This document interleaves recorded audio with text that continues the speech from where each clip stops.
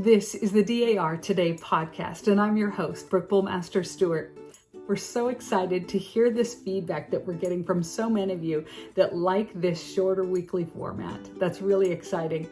Let us know in the comment if you're new, and if you are new, please like and subscribe for however it is you're listening to this. And if you're watching it on YouTube or listening to it on one of the audio podcasts, we'd love to hear from you. But we want to respect your time, so we'll jump into it in just a second. We just have two quick announcements. We have some exciting news. We have a new member of our team, our National Vice Chair of Communications, Lena Hoffman. Lena is a DC daughter, and we're so excited to have her on board. So thank you so much, Lena, for being a part of it. And for those of you that are interested in genealogy, not only will you want to listen to this particular episode, but you also might want to take note that the Genealogy Research Institute 2024 registration is now open. Whether you're fine-tuning your genealogical skills, or if it's for your own personal research goals or growth, or if it's for your ability to research others and help others with their DAR applications. You'll find information tailored to your needs at the 3rd Annual DAR Genealogical Research Institute. The Institute sessions will be held Monday, May 6th through Wednesday, May 8th at our own House Beautiful there in Washington, D.C.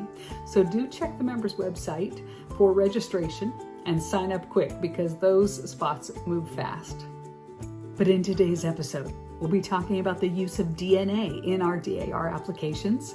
In fact, special thanks to the National Chair of the DAR DNA Network, Sharon Withers, for her help with this. And we'll hear a special segment from two different perspectives. First, we'll hear from Lisa Schumacher, who helped with an application using DNA to make it successful. And then we'll hear from the member herself, Maggie, and what it was like for her to go through this application process, some of the surprises and things she found along the way. So first up, let's hear a little bit about our DAR DNA Network. And by the way, thanks for joining us today.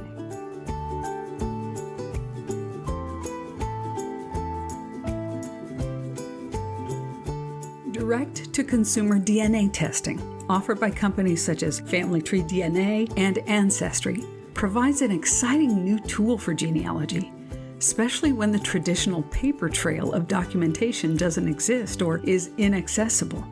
For well over 2 decades, DAR has accepted paternity, maternity, and siblingship tests.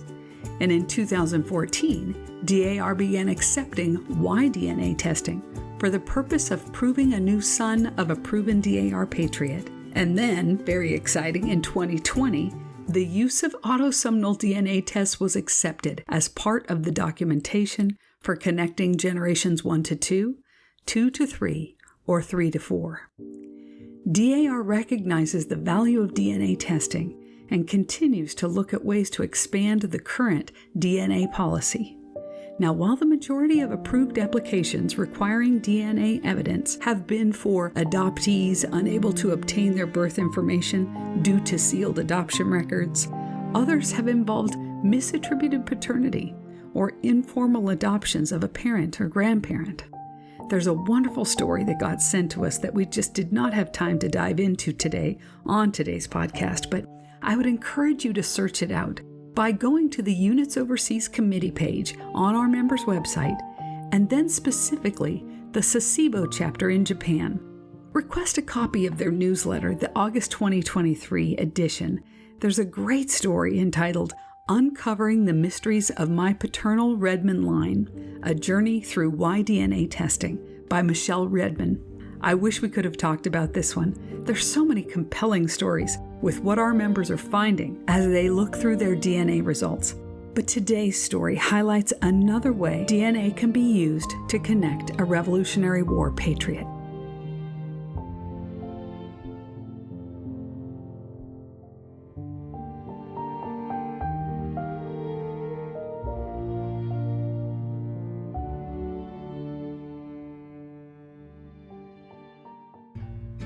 Three years ago, Maggie's information was sent to the America 250 Membership Task Force for help with her lineage. As a volunteer of that committee, I began working with her. Some of her lines had good documentation back to the 1870 census, but then the paper trail stopped. There were possibilities, but with no provable connections to a patriot, the only solution appeared to be DNA testing. To use DNA on the male line, there must be a patriot already established in our DAR database to connect to, and by itself, DNA does not prove the exact relationship. Documentation to support the DNA results is also needed to prove a father-to-son link. It was exciting to find Maggie's prospective patriot in our database, but the next step was to find a living male descendant of the patriot.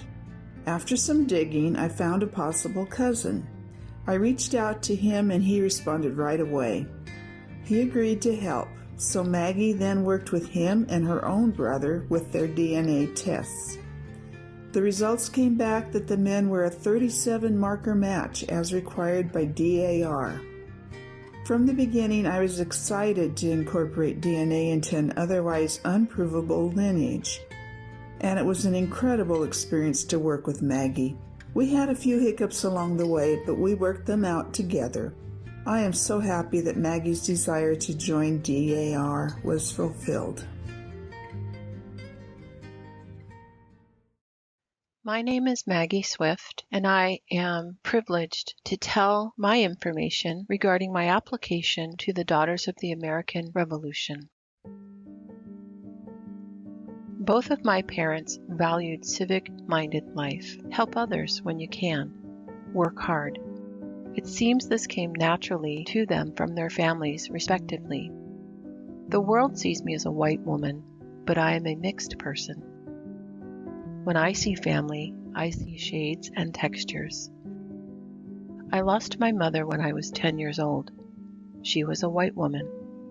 I've spent decades reclaiming her, from medical records to oral family history. I knew that my mother's family were patriots. Connecting with her first cousins confirmed this. Each generation seemed to be involved in helping others and living their own opportunities to the fullest. I can see my family tree lining up to her ancestors that arrived here well before the United States was even a concept. But the documentation was not there, or at least I could not find it. I value knowing all of my family tree. For decades, I have carried notes taken as my granny would list her children, her siblings, their children, her parents, and their family, including the lore and the facts, including the societal situations that required the how and why history is conveyed. I remembered my father's sister, my aunt, telling me that she wanted to become a member of the Daughters of the American Revolution, but she was denied application because she is Black.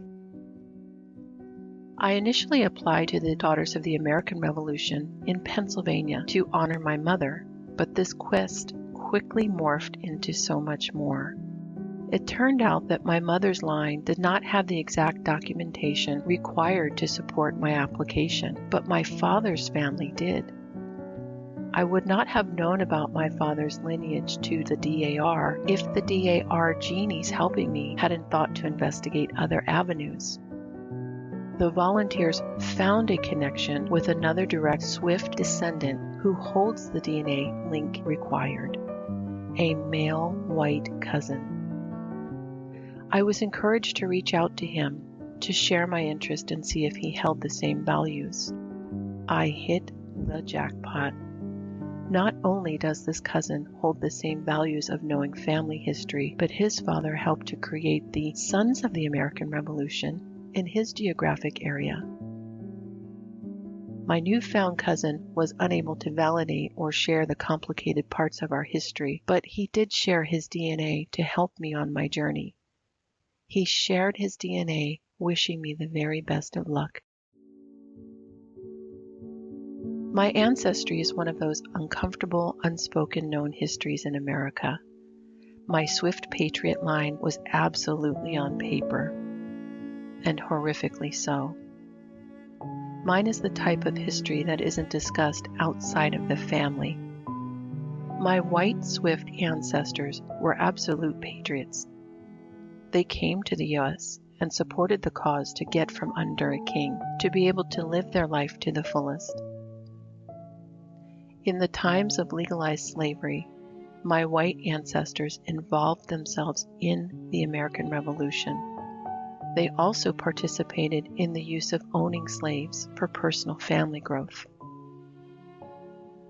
There was absolute exploitation and abuse and harm by my family onto my family. And even if every day didn't bring physical cruelty, the system must have been morally crushing. My male white ancestors were likely intentionally reproducing with the female black enslaved. This is what I infer as I see the connections on paper. This is what we are now allowed to talk about outside of the family. Mulatto children were created, and I am their future. Wesley and Thomas, we see what you did, all of it, good and bad. I want you to know that my family, your descendants, through those black enslaved, are teachers, military people, faith leaders, business owners, civic-minded people. We work hard and we help others when we can. We contribute to make this country even better than when you started. Jane, you may not have wanted to create or bear those babies, but you did. I cannot fathom the depth of tolerance and hope you intentionally put forth. Ned, David, Lucy, siblings and spouses, I see you. Thank you for surviving all that you did, hoping the future would be better for the next. I was welcomed into the Daughters of the American Revolution application process by Taryn.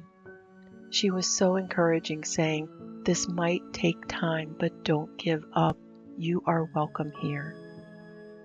I was championed by Rhea, a family friend who is also a DAR genealogist. I was walked through the process and required steps by both Liz and Lisa. Marcy supporting me and saying, "Hang in there, this can take years."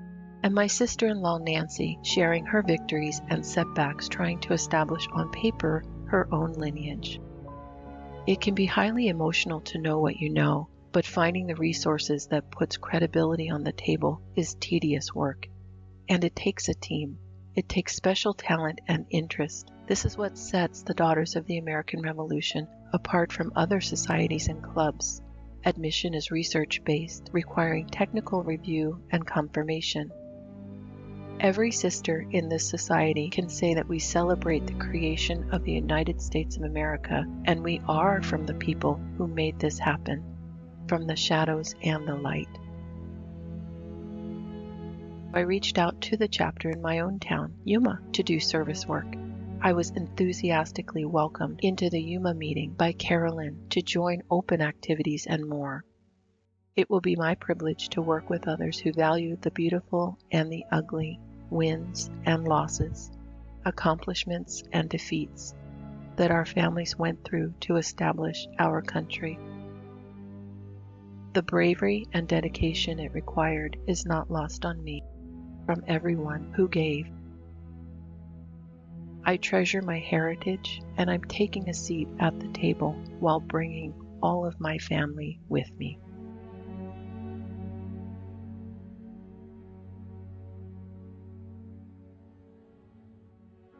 Well, in honor of Valentine's Day, we leave you with this quote by Franklin P. Jones. "Love doesn't make the world go round. Love is what makes the ride worthwhile." Well, thanks for listening, and be well, dear friends. Let's celebrate the stars and stripes forever, and remember, with all of your ancestors behind you, you are the result of the love of thousands. Well, this podcast was written and produced by our incredible team of writers and editors, and we are, as always, so grateful for President General Pamela Edwards Wright and Historian General Suzanne Heskey for their constant guidance, and to Sharon Withers, Maggie Swift, and Lisa Schumacher for being so generous with their time. The National Society Daughters of the American Revolution is a nonprofit, non-political, volunteer women's service organization dedicated to promoting patriotism, preserving American history, and securing America's future through better education for children. Members are all lineal descendants of those who supported the cause of independence in the Revolutionary War. For more information, please visit dar.org. This is the DAR Today podcast.